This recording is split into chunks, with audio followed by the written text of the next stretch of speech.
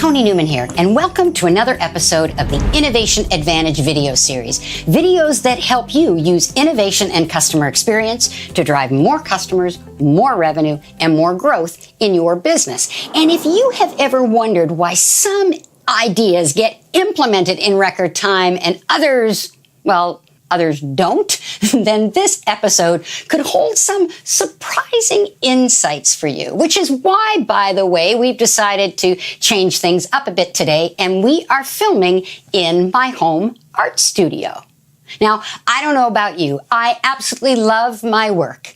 But every so often, I'm looking for an outlet that will clear my mind and yet give my creative neurons a bit of a workout. And for me, one of those outlets is mixed media art. Now, if you're new to mixed media art, it is pretty much exactly what the name implies.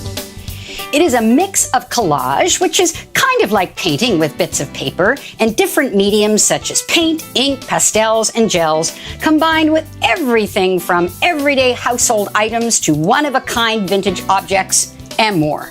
In fact, if you've ever seen any of our Newmanisms on our website, social media, or even in these videos, the backgrounds we use for those Newmanisms are, in fact, my own mixed media backgrounds.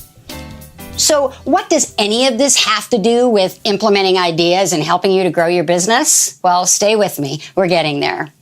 Recently, my friend Gina and I decided to attend a mixed media art retreat. Now, we went to this specific retreat so that we could study with an incredible mixed media artist whose name is Seth Abder. Seth's work is absolutely brilliant, and don't worry, I will make sure to give you the link to his website before the end of the video so that you can go and check him out.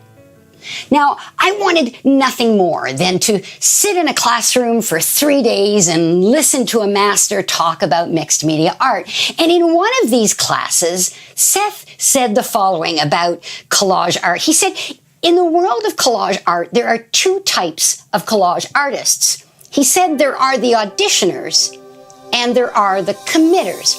He went on to say that the auditioners take their time, spend hours and hours and hours exploring the possibilities. They want to make sure that they have found exactly the perfect composition before they glue anything down. I'm not saying, I'm just saying I might be an auditioner. Now, on the other hand, you have the committers. The committers boldly take their glue stick and they put down their glue and they glue things down, and then they pick something else up and they glue them down. They trust their talent. They trust their instincts, knowing full well that no matter what happens, it's all going to be okay. My friend Gina just may be a committer. And the more I thought about this idea, I realized that not only was this an important lesson for artists, it was an important lesson for business people, and particularly for us as innovators. Because if you think about it, when it comes to innovation and ideas, some of us have a natural tendency to audition, and some of us have a natural tendency to commit. Think about it. The auditioners spend hours and hours and hours exploring the possibilities, overwhelmed by all of the possible ideas, and may never, in fact, actually ever get anything done. The committers, new ideas left, right, and center, implement, and move on to the next.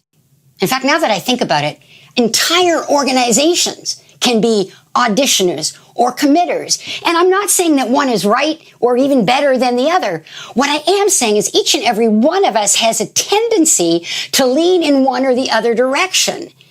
And the trick is to make sure that your innovation style is not getting in the way of your innovation results.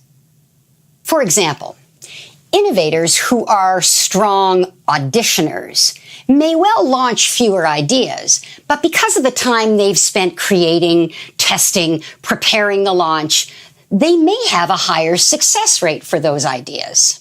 However, the problem with us compulsive auditioners is that we may have a tendency to overthink. I'm not speaking from experience at all, but we may have a tendency to overthink. And when we overthink, we get stuck. As Seth says, overthinking kills creativity. So when we overthink, there are three possible things that could happen to us.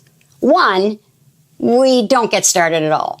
There are so many options, so many ideas, we never choose one. We hear this a lot from organizations that we work with who say to us, we'd love to have our employees come up with more ideas, but once they do, we actually don't know what to do with them. So when we're stuck in overthinking mode or auditioning mode, sometimes we never even get started. But as my friend Gina says, you can't get great until you get started. Now, the second thing that could happen to us, perhaps we actually do get started. Chances are that we will have a failure to finish. We get stuck. We start putting our pieces together and we are constantly convinced that there's something missing, that it's not quite ready for launch, that it's not perfect yet. In fact, you know those Newmanism backgrounds I talked to you about? These are all still backgrounds, just waiting for me to come down and put the finishing touches on them and turn them into a piece of art. In fact, sometimes when I come down to my studio, I come down and only let myself finish something I've already started. What would happen if you went back and finished some of those ideas that you started working on? As an organization, what would happen if you just took 2 or 3 of those ideas and launched them out in the marketplace to see what happens? So sometimes we don't start, sometimes we don't finish, and if we start and finish, sometimes by the time we get to market, we're so late to the game that the competition has gotten there before us. And not only did we miss the boat, we missed the opportunity. Now that I think about it, that may be how Blockbuster feels about passing on Netflix. So if I were to have one piece of advice to give my fellow auditioners, it would be this. Give yourself permission to get it wrong. I mean, really, what's the worst that could happen if you launch that idea now? In 5 years, in 10 years, will anyone actually care? Will it actually matter? So to all of us compulsive auditioners, let's give ourselves permission to get it wrong. Now, on the other hand, we have the committers. Those are the ones that jump in, launch new ideas, and they get a lot of ideas out into the marketplace. There's no doubt. And often the committers are the ones that inspire other innovators to get their ideas to market. The challenge with committers is that sometimes, if we launch too fast, you can get it wrong. And if you get it wrong, it could have deadly consequences for your brand. So the first thing that could happen is you could launch something that you truly haven't thought through. You haven't debugged the concept. And what happens is the experience isn't a great experience for your customers. You've created a disconnect with your brand, and before you know it, it's all over social media and you have a reputation reset on your hands. You don't need to think any further if you're old enough to remember Microsoft Vista. Do we remember Vista and how Microsoft launched Vista before it was ready? And what happened? It provided an amazing opportunity for Apple to needle at Microsoft, and in fact was the motivation for the I'm a Mac campaign. So we don't want to do that. The other thing that can happen when you commit to an idea too quickly is, in actual fact, you never get to the big idea. Think about it. You never actually get to the big idea. If I have learned anything from this mixed media journey, is that with every layer you put down, you see a possibility, you see an opportunity that it would have been impossible for you to see before. So when a committer launches their ideas too early, when they haven't spent enough time on them, there's always the possibility that with 1 or 2 more layers, they might actually have come across a truly big idea. And so if I were to give one piece of advice to my colleague committers like Gina, it would be this. Give yourself the benefit of the wait. Give yourself the benefit of the wait. What's the worst that could happen if you actually waited to launch your idea? Or let's put it another way. What's the best that could happen if you actually waited to launch that big idea? So when it comes to innovation and ideas, do you audition? Or do you commit?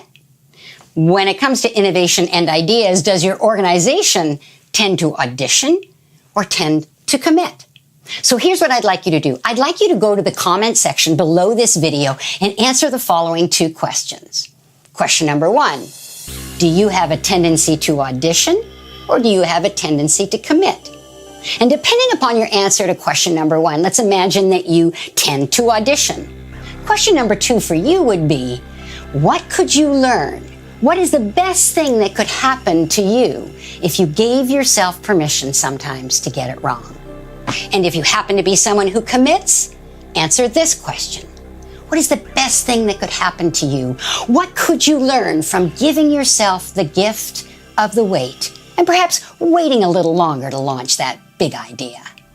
I'd like you to share as much as you'd like, because remember, the more you share, the more we learn, and the more we learn, the more we grow. And as always, I would love you to go over and check out TonyNewman.com, check out our blog, and sign up to become an Innovation Advantage Insider. But today, I'd like to give you 3 other important links. One, if you look below this video, you will find the link to Seth Apter's website. Please go check out his incredible work. It truly is amazing.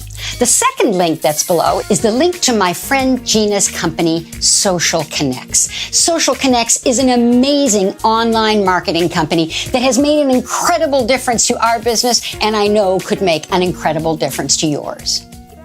And the third link? Well, the third link is to the 5S solution, because I would be remiss if I didn't mention this incredible tool, because regardless whether you tend to audition or commit, the 5S solution is the perfect way to audition your ideas so that you know when it's the time to commit and you can maximize the return on your innovation investment. So thank you for stopping by for this special episode of the Innovation Advantage video series filmed here in my home art studio. I look forward to seeing you in another episode of this video series. But until then, whether you have a tendency to audition, to commit, or somewhere in between, imagine the possibilities.